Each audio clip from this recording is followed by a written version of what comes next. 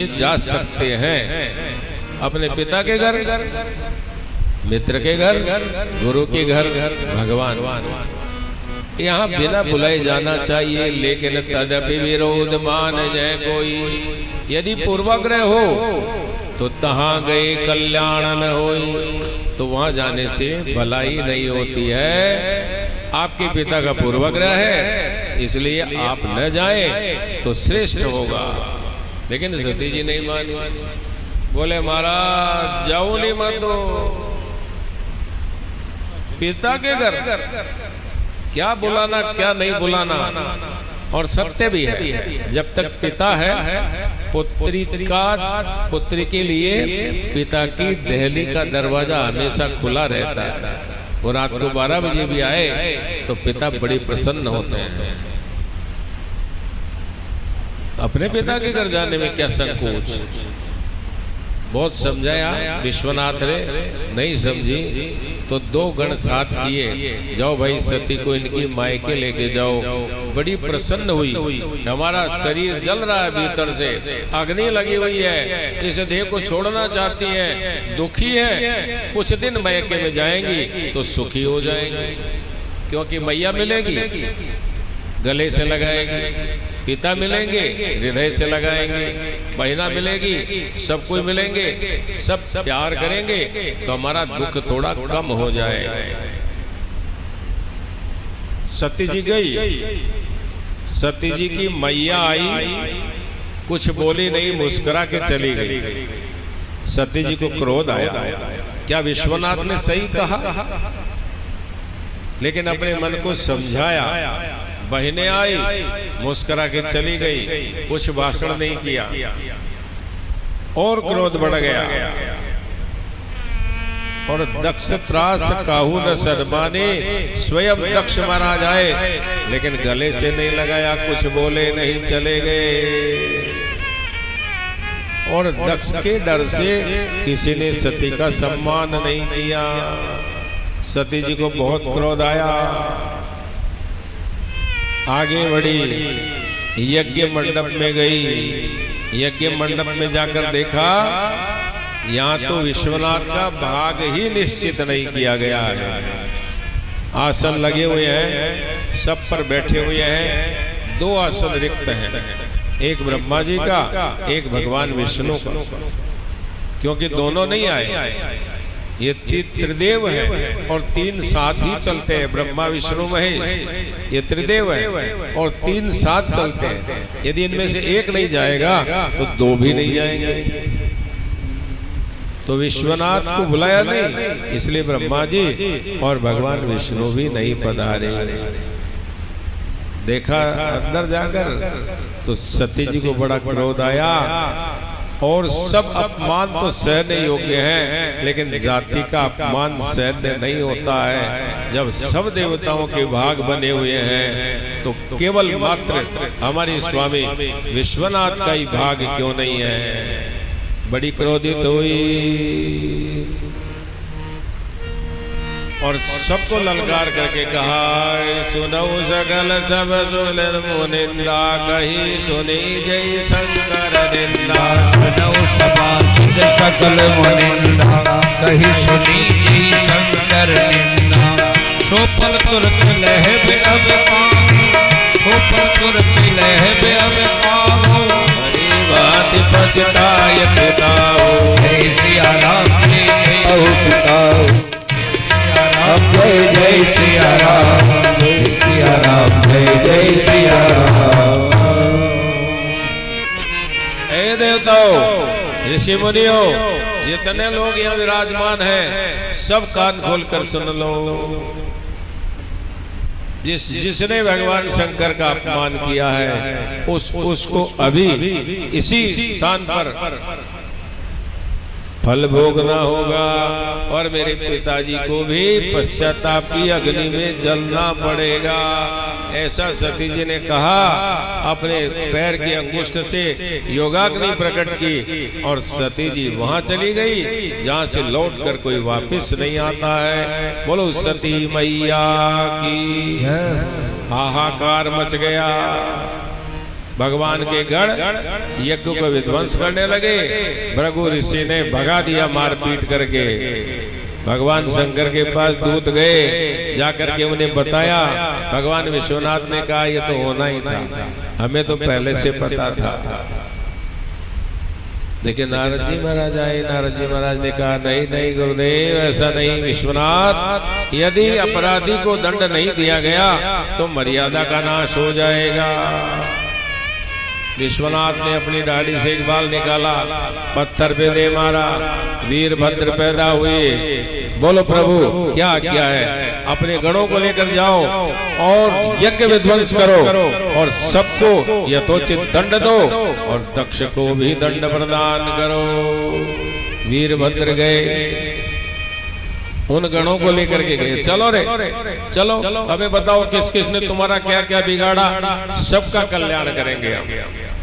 जाते कहा देखो ये बाबा जी, ये दाढ़ी वाले बाबा जी है ना, आहा इन्होंने बड़ी दाढ़ी मचकाई हमारे सामने।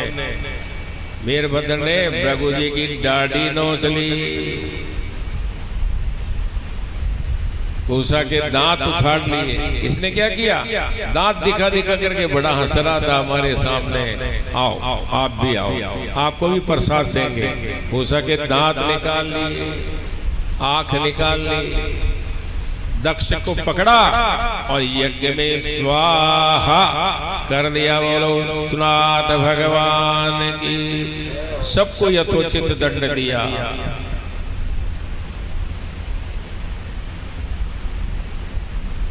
सती जी जब देह छोड़ने लगी तो भगवान से मांगा, सती मरत हरि शनिवर मांगा, जन्म जन्म शिव पद अनुरागा।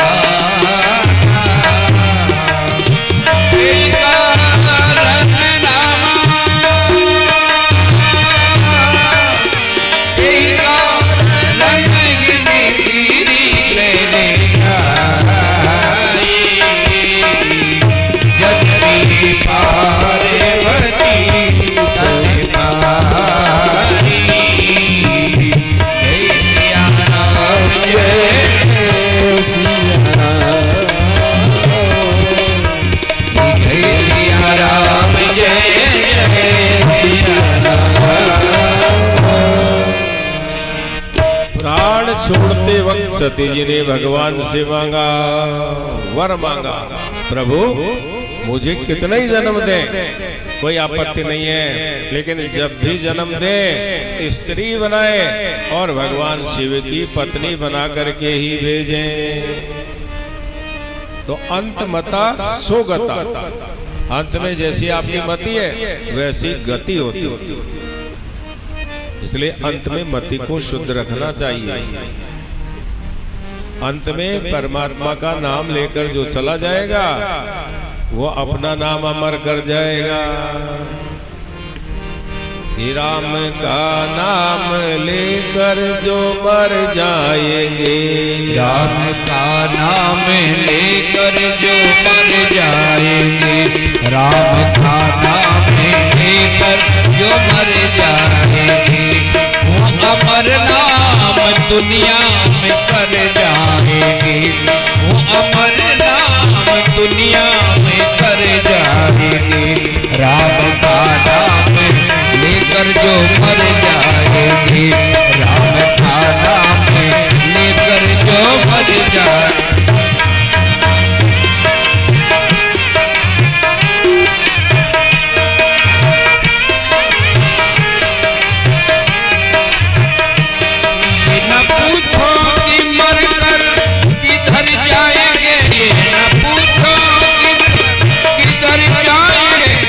जिधर भेजेगा उधर जाएंगे, वो जिधर भेजेगा उधर जाएंगे।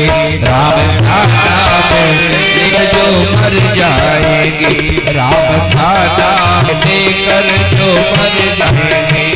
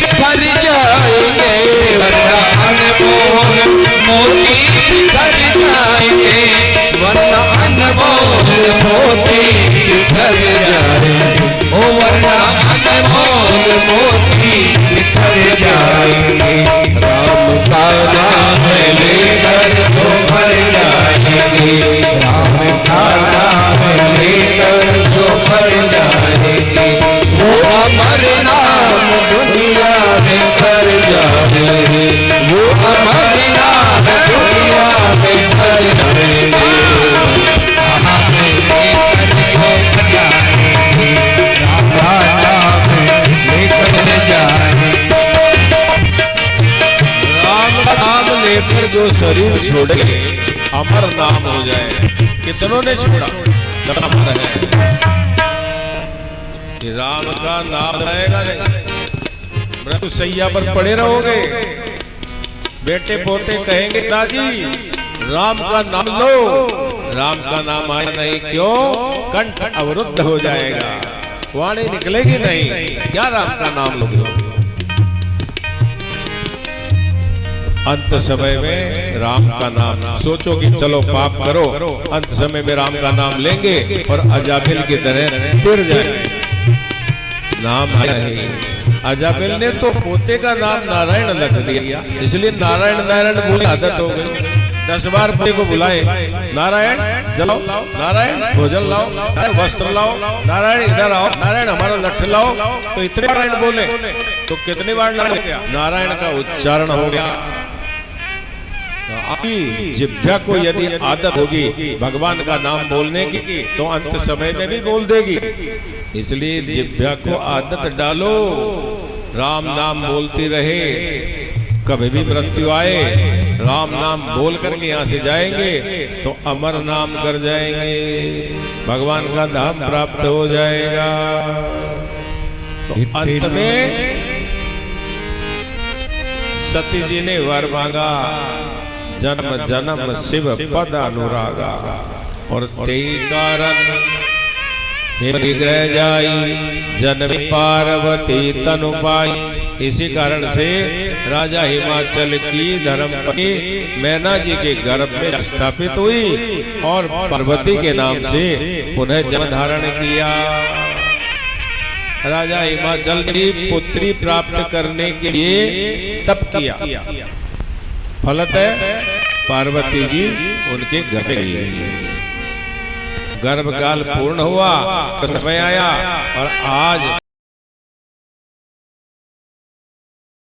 राजा हिमाचल ने बहुत बड़ा उत्सव किया अपनी पुत्री के जन्म पर। पुत्र के जन्म पर कम ही उत्सव करते हैं लोग, पुत्र के जन्म पर तो जरूर उत्सव करते हैं।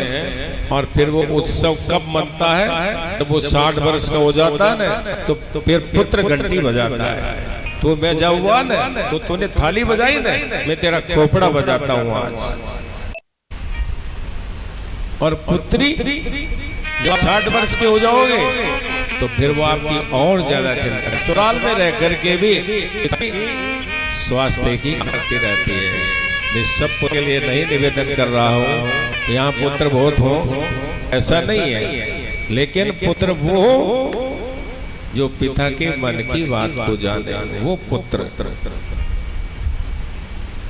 पुत्री कौन, जो माता के मन की बात को जाने, वो पुत्री।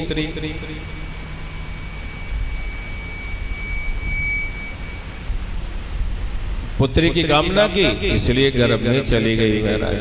गर्भ पूर्ण हुआ, आज बड़ा उत्सव मनाया राजा हिमाचल ने, और देखते देखते पुत्री बड़ी हो गई, सयानी हो गई, विवाह के योग्य हो गई।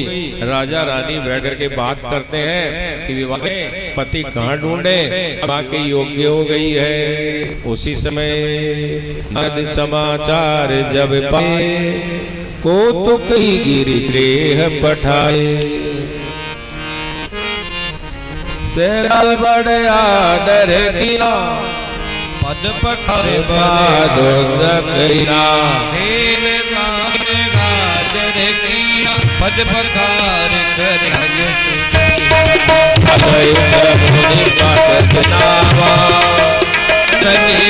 कर भवन आया।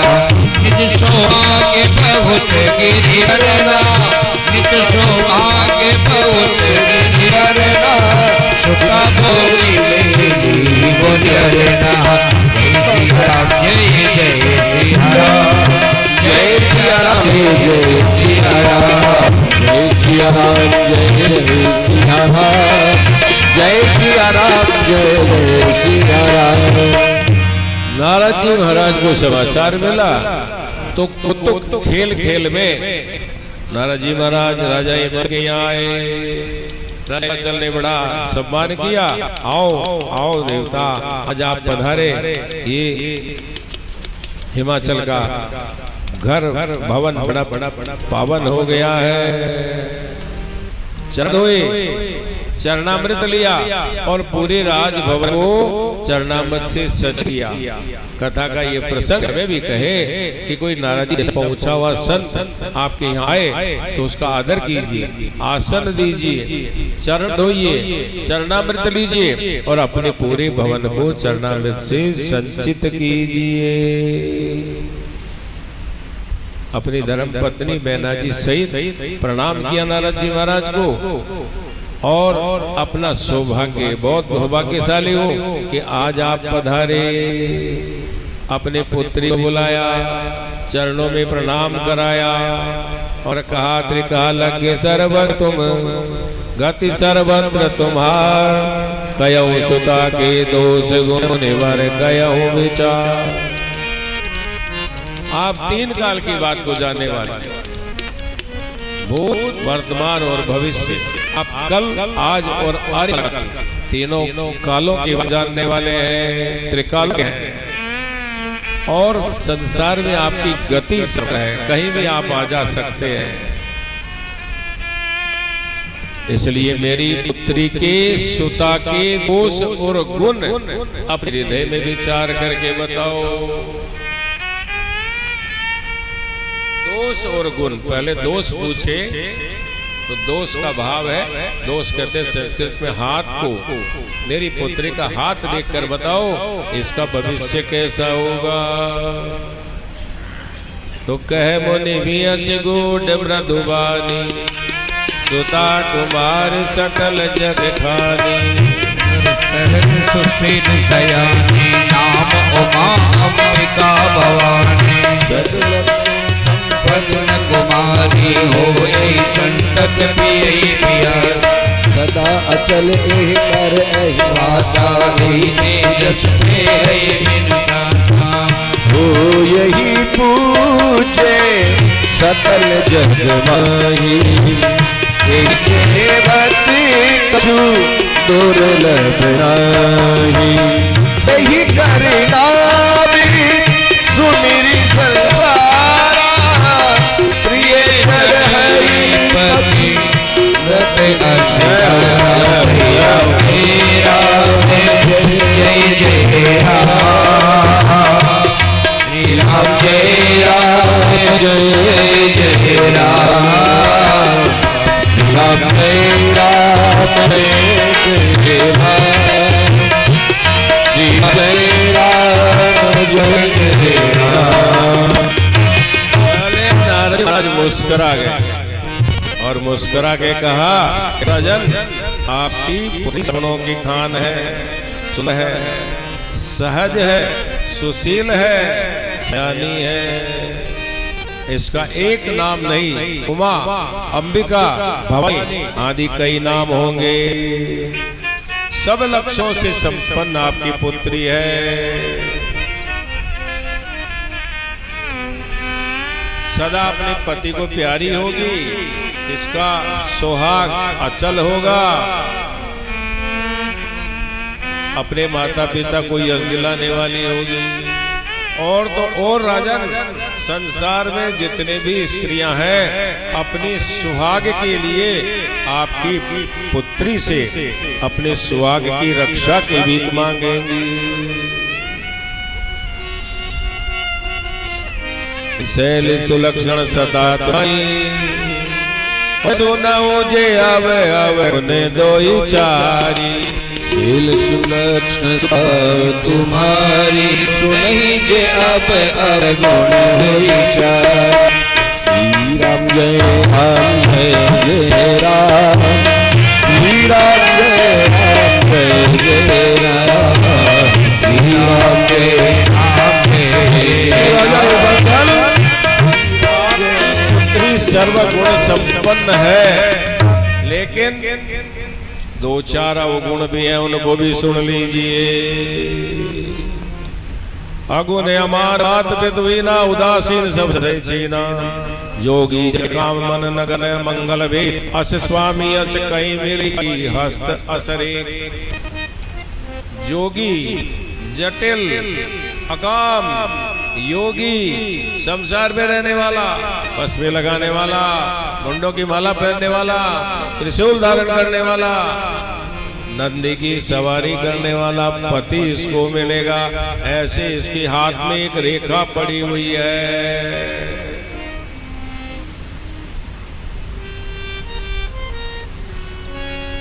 सहम गए राजा और रानी, कुछ उत्तर नहीं दिया। और धरी धीर कयो गिरिराओ,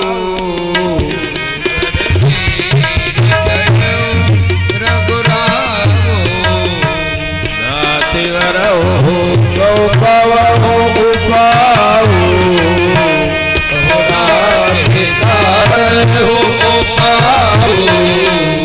सिया राम जय जय सिया राम, सिया राम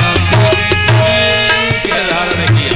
थोड़ा संतोष आया, हाथ जोड़े और कहा हिमाचल न जाने, गुरुदेव आप तो त्रिकालज्ञ हैं, सर्वज्ञ हैं, बताओ कोई ऐसा उपाय बताओ जिससे हमारी पुत्री को ऐसा वर न मिले और उसका सुंदर वर मिले, उसका कल्याण हो जाए।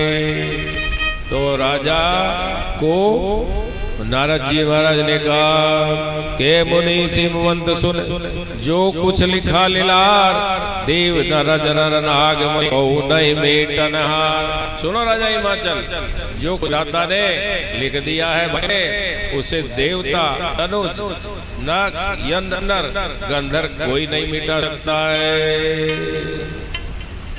लेकिन प्रभु कोई न कोई उपाय तो होगा, उपाय तो बताओ। नारद जी महाराज ने कहा जो विवाह शंकर सन होई, देव सन से कह सब कोई।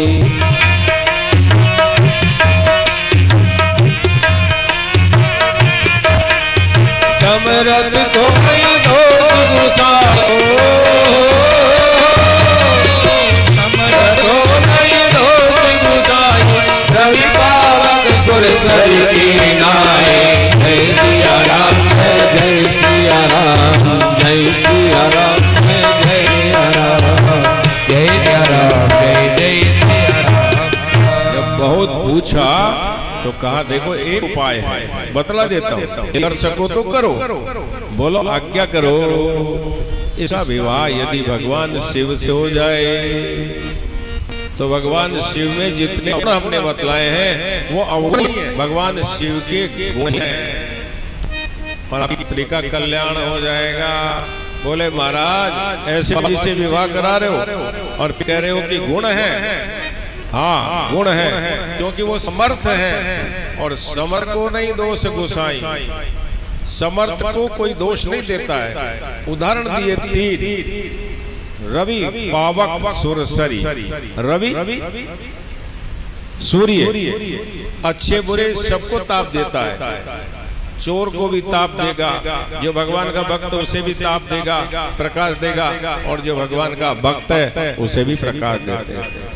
लेकिन वो समर्थ है इसलिए उन्हें कोई दोष नहीं देता है। अग्नि अच्छे बुरे सबको जला करके भस्म करती है, सर्वभक्षी है, लेकिन अग्नि है उसे कोई दोष नहीं देता है। गंगा जी उसमें नदी नाले सब मिलते हैं, लेकिन आप जाओ कहीं भी प्रयागराज में देखो गंगा जी में नाले गिर रहे हैं, हमारी आंखों से हम देखो आप प्रत्यक्ष, लेकिन फिर भी प्रयागराज से जल भरते हैं और अपने घर में रखते हैं। गंगा जी का जल है, क्यों? गंगा जी भी पवित्र करने में समर्थ है। वो जो भी मिलता है, एक नदियां एक नार बहत है, मैं लोई नीर भरो, अवगुण चेते न धरो, प्रभु जी मेरे अवगुण चेते न धरो, प्रभु मेरे अवगुण चेते न धरो। जब दोनों मिल एक बरन भये, सुन सरि नाम करो, ईश्वर सरि नाम करो।